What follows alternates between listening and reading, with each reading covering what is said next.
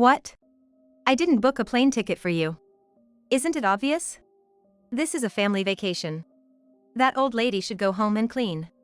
If the house is dirty when we return, I'll definitely banish you from the family. I was dumbfounded by Catherine's words. I had come to the airport looking forward to today's trip. To find out that my plane ticket hadn't been booked and I couldn't go. I had endured all the unreasonable things Catherine had done up to this point. I had forgiven Catherine because she was family. To think this was the result, I was taken aback. It seemed I was the only one who thought of us as family. Catherine clearly told me that I wasn't part of the family. So, I should take action as if I'm dealing with a non-family member. I decided to clean thoroughly. With that decision, I turned on my heels. My name is Harriet, a 64-year-old housewife. I live with my husband, Michael. We have one son, Bob, who got married a few years ago and has his own family. I want to marry her. That's how Bob introduced me to Catherine. Apparently, they were colleagues at the same company, supporting each other since their employment, sometimes challenging each other as rivals. Over time, Catherine became an indispensable presence for Bob, leading him to decide on marriage. The first time I met Catherine, she had a charming smile and was very reliable. I thought she would take good care of Bob. I thought a new, happy life was starting. Bob and his wife lived with us. Bob suggested we live together so he could support us in our old age, but that was the beginning of the tragedy. One day, while having tea with Catherine, I served her some sweets I had received from a friend. Although Catherine looked dissatisfied throughout. These sweets aren't very tasty. Are you in your right mind, offering me these? Upon her comment, I tasted one myself. But it tasted delightful. The sweets were from a famous bakery in New York where people often lined up. My friend had stood in line just to get them for me. I was sure they were delicious. If you didn't like it, I'm sorry. But these sweets are from a popular place in New York. My friend queued to get these. I don't think they can be bad. Since I found it delicious, I couldn't agree with Catherine saying they weren't tasty. It even matched the tea perfectly. That's why I snapped at Catherine. You're standing up to me? You have some nerve. Who allowed you to live here? If you're nasty to me, I can tell Bob about it. I didn't mean to be nasty. I merely stated the facts. Yet Catherine threatened to report that I was mean. Usually, I would have told her she was wrong. But what if Bob believed Catherine's words? What if he took Catherine's lies at face value? That thought scared me, and I couldn't speak up any longer. Seeing my silence, Catherine seemed pleased and continued enjoying her tea. Before I knew it, Catherine had eaten more sweets than I had, and I thought it was hypocritical, considering she said they weren't tasty. By then, our relationship was already off track. The fact that I couldn't rectify it was proof of my lack of courage. If I had reported Catherine's hurtful words to Bob or Michael at that time, I believe such a terrible ending could have been avoided. However, being spineless, I was afraid of breaking the family bond. That's why I couldn't do anything, nor did I even consider taking any action. Even if I knew it could lead to a terrible outcome. Catherine's selfish behavior didn't end there. One day, she was getting dressed up to go out. That in itself was not an issue, but there were still chores left to be done. I'm going out for tea with friends, so you'll have to manage the housework alone, Harriet. I was taken aback by her words. There were established rules regarding housework. The rule was that Catherine and I, being housewives, would share the responsibilities. Catherine was trying to break that rule. Isn't that against our agreement? We need to keep up with the chores, you know. When I confronted her, Catherine puffed up her cheeks in annoyance and retorted. I'm about to go out and have fun. Could you not bring me down with such remarks? But you're right, I haven't done my share of cleaning today. Could you please do it for me? Finish everything by the time I return in the evening. If not, there will be consequences. It was already past noon. The demand to clean the entire house starting now was excessive. Finishing by the evening seemed unreasonable. That's impossible. There's no way I can finish everything by the evening. No matter how you looked at it, it was unachievable. So, I told Catherine bluntly. But, it seemed my words irked her. With a frown, she shot back. Is that how a mother-in-law should be? Isn't a mother-in-law supposed to grant her daughter-in-law's wishes? Taking over the chores for me is also your duty. So, please do your best. With that, Catherine left the house. left behind. I did my best all day. It appeared Catherine had been skipping her cleaning duties for several days, making it even tougher. Although it was challenging to finish by the evening, I finally managed to wrap things up by the time she returned. Catherine seemed slightly unsatisfied, but I was simply relieved it was over. I had always tried my best to get along with Catherine. Even when faced with unreasonable demands, I bore them patiently and somehow managed. Recognizing my efforts, Bob and Catherine invited us on a trip. It seemed Catherine had planned a trip to Hawaii for about 2 weeks. We want to have a family vacation after so long.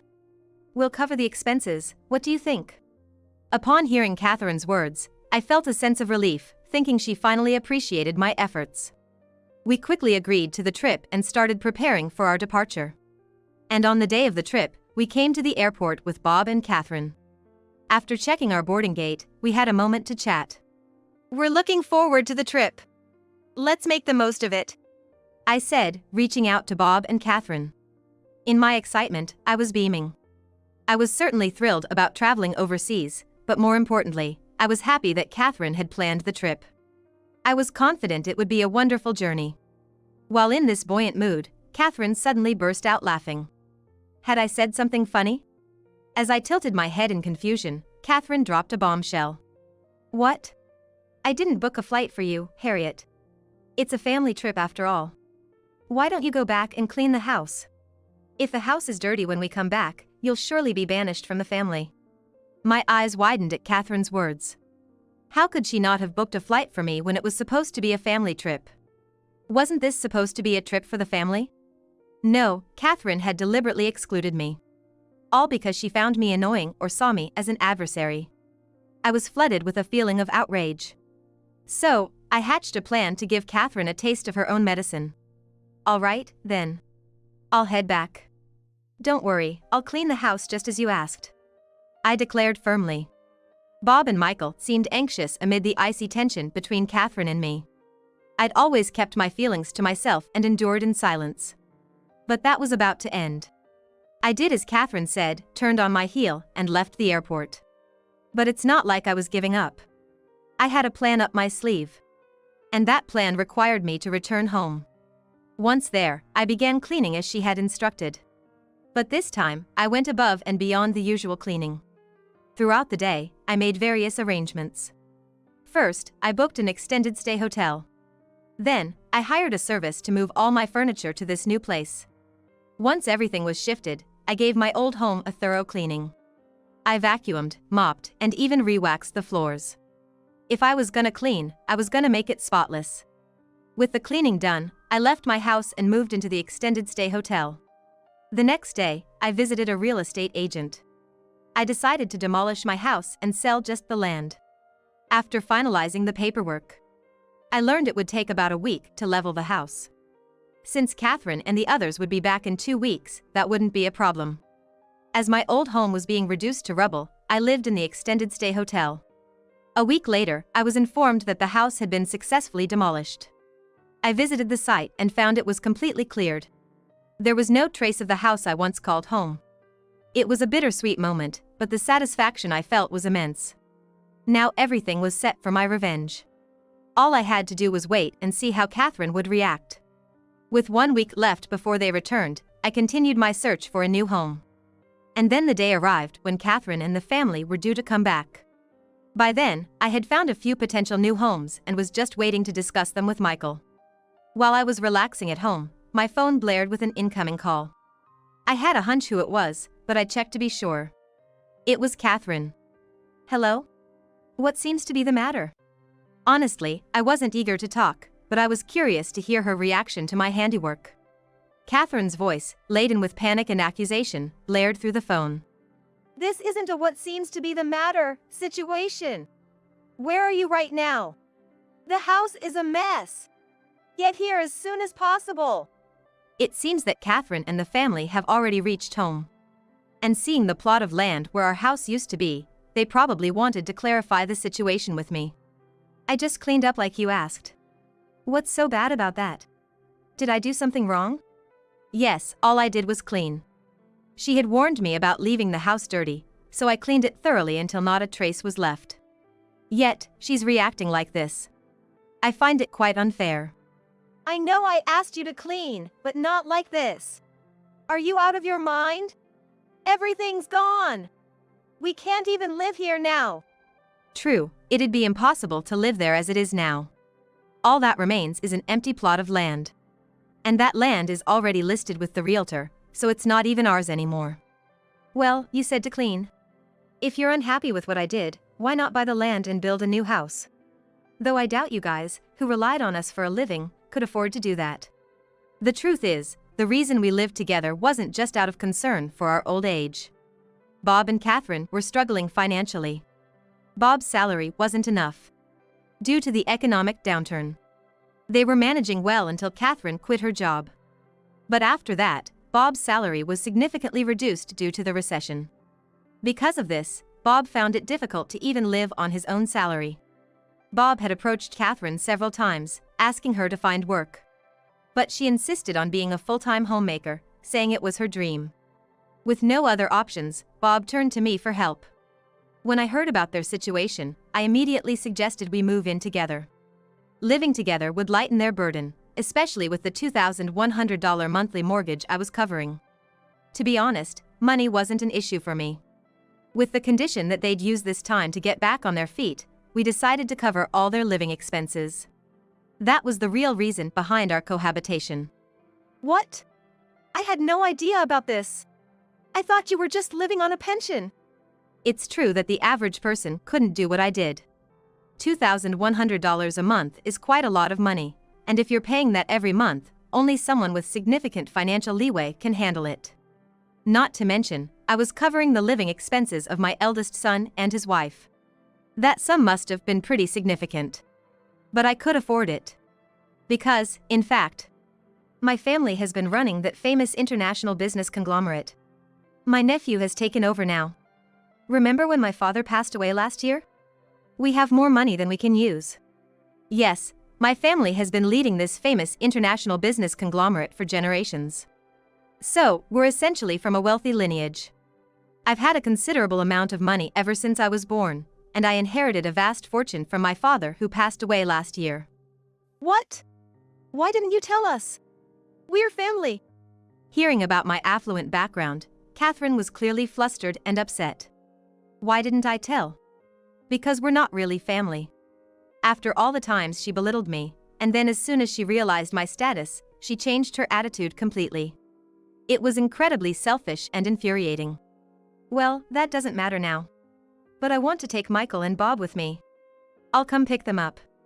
I might be resentful of Catherine, but I felt sympathy for Bob and Michael, who were thrust into this situation without any consultation. Therefore, I believed the two of them should have the right to live with me. Of course, their wishes are paramount, but I wanted to confirm their intentions. I hung up the phone and drove back to where the house once stood.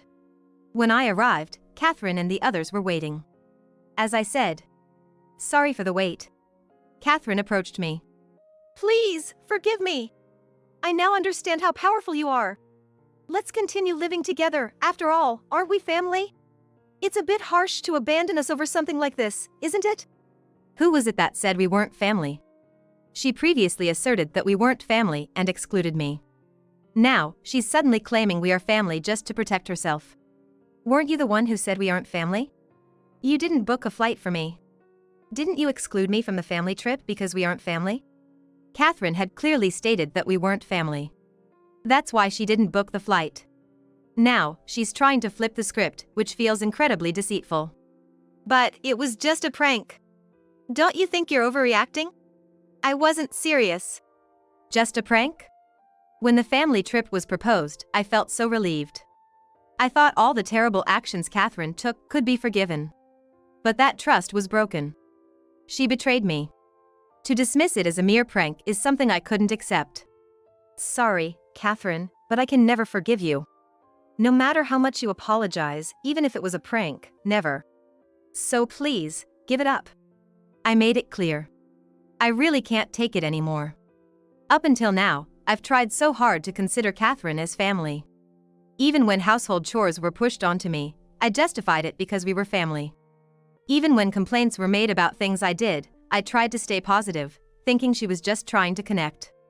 But after all my efforts, Catherine betrayed me terribly. She explicitly told me at the airport that we weren't family. No matter how hard I tried, it was all in vain. No matter how much I wanted to accept Catherine as family, she never recognized me as such. It was a painful reality. A fact I wanted to turn away from. Yet, I couldn't run from it. My heart felt like it was screaming from the pain.